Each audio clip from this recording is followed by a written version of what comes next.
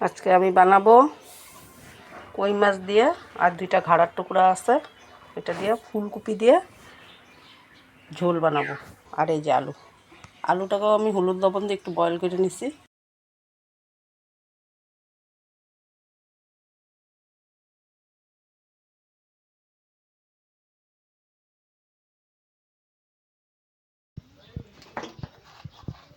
কালো জিরা,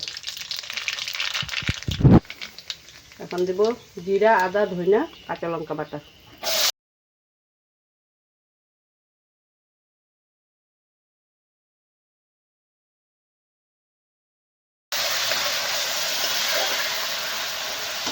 এখন আলুটা দিয়ে দিব, আলু দিয়ে কষাই নেব।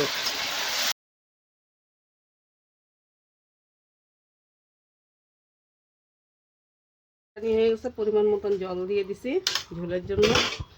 এখন দিব মাছ।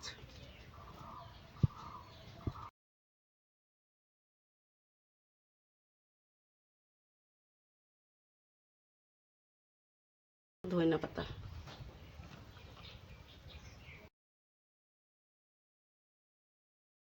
বন্ধুরা মাছটা ঢাকবো না, কেন কি তেল থালে লেগে যাবে।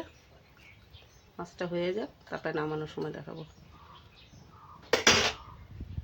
বন্ধুরা বলেন পাতলা ঝোল কেমন হলো।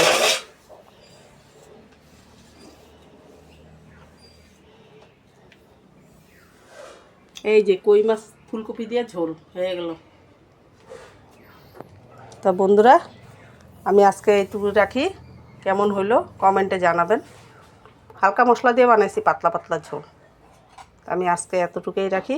Bye bye.